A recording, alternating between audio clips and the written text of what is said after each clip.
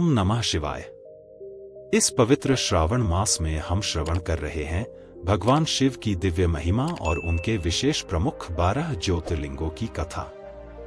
आपसे प्रार्थना है कि यह कथा पूरी अवश्य सुने, क्योंकि अधूरी कथा सुनने से दोष लगता है।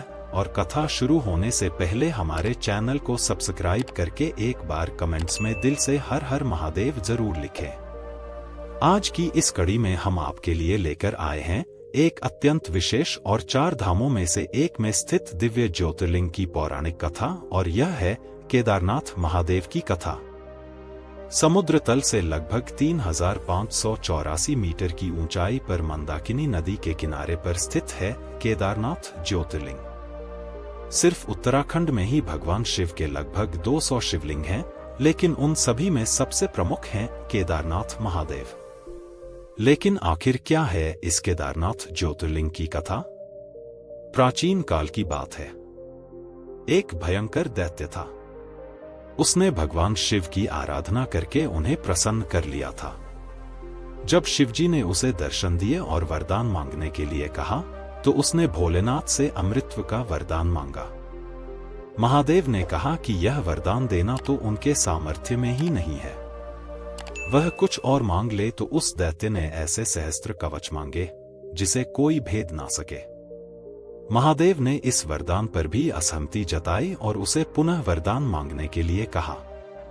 उस दैत्य ने अपनी बुद्धि का प्रयोग करते हुए महादेव से कहा, हे शंभू, मुझे ऐसे सहस्त्र कवच प्रदान कीजिए जिससे मैं अजय हो जाऊं। भगवान शिव ने उस राक्षस को यह वरदान दे दिया। तब से उसका नाम पड़ा सहस्त्र कवच असुर। महादेव से विजय का आशीर्वाद प्राप्त करके वह असुर ऋषि मुनियों को प्रताड़ित करने लगा। त्राहिमाम त्राहिमाम करते हुए सभी ऋषि गण भगवान विष्णु का आश्रय लेने गए। इस राक्षस का वध करने के लिए उनसे प्रार्थना की।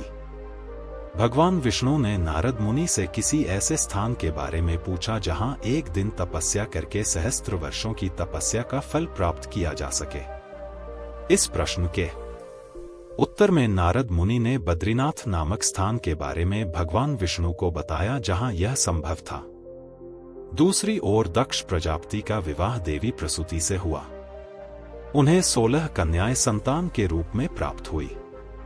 इनमें से 13वीं कन्या का नाम मूर्ति था, जिसका विवाह धर्म से हुआ। माता मूर्ति के गर्भ से नर नारायण ऋषि का जन्म हुआ, जो कि भगवान विष्णु के ही अवतार थे। बड़े होने पर नर नारायण ऋषि बद्रिकाश्रम में तपस्या करने चले गए, जिसके बारे में नारद मुनि ने उन्हें बताया था। यहाँ पर प्रतिदिन एक पार्थिव शिवलिंग की स्थापना करके उसकी पूजा अर्चना करने लगे। सहस्त्र कवच असुर भी नर नारायण ऋषि से युद्ध करने की इच्छा से वहां आ पहुंचा।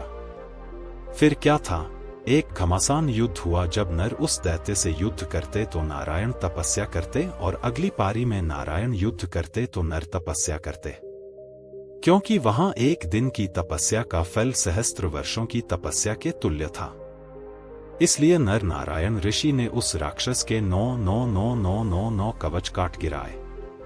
जब असुर ने देखा कि उसके पास अब केवल एक ही कवच शेष रह गया है, तो वह सूर्य के अंदर समा गया, और इसी असुर ने अपने अगले जीवन काल में सूर्य पुत्र कर्ण के रूप में माता कुंती के गर्भ से जन्म लिया।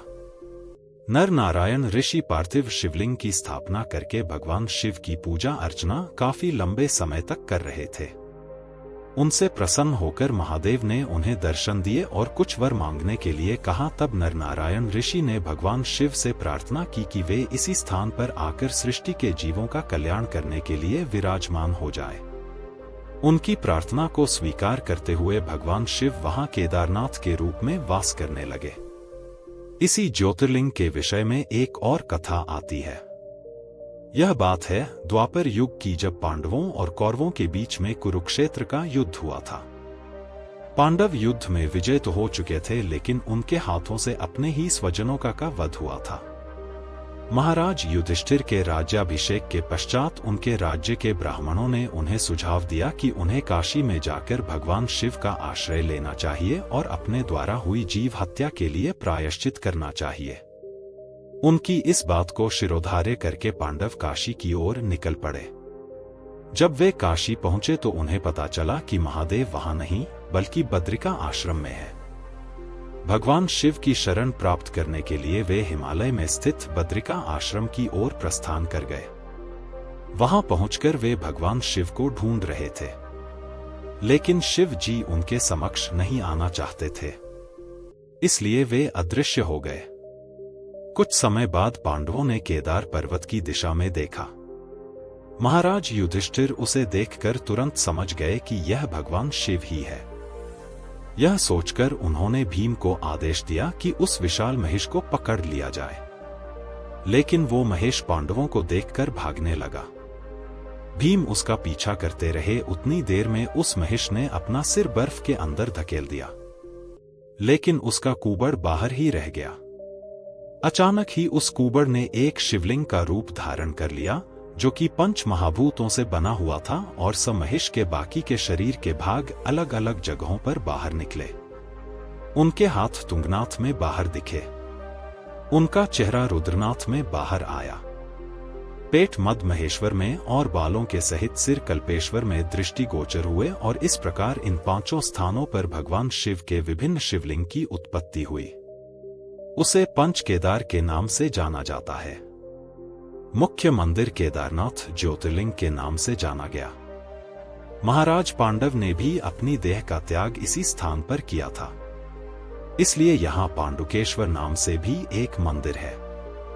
केदारनाथ का मंदिर केवल 6 मास के लिए ही श्रद्धालुओं के लिए खोला जाता है, वैशाख मास की अक्षय तृतीया से लेकर कार्तिक पूर्णिमा तक।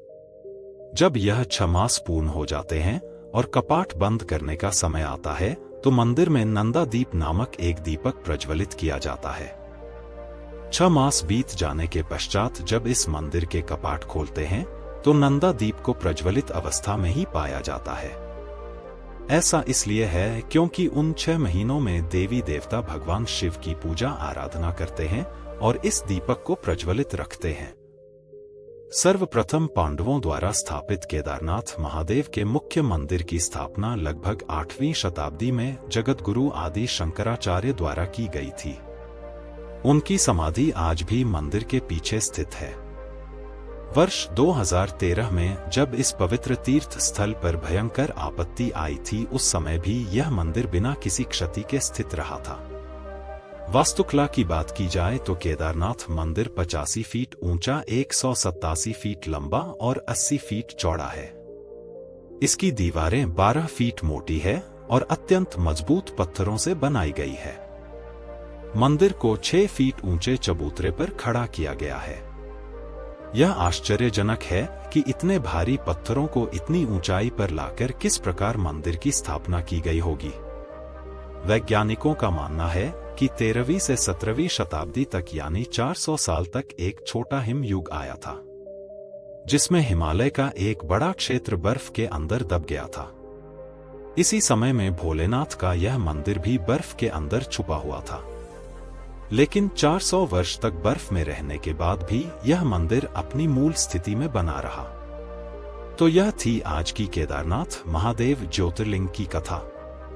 अगर आपको यह कथा अच्छी लगी है तो इस पवित्र श्रावण मास में इसे अपने मित्रों और परिवारजनों को भी शेयर कर दीजिए, जिससे भगवान शिव की कथा सुनने का पुण्य फल उन्हें भी प्राप्त हो जाए। तो आइए इस श्रावण मास में भगवान भोलेनाथ की महिमा को अपने सभी मित्रों और परिवारजनों को शेयर करते हैं। जय श्री राम, हर हर महादेव।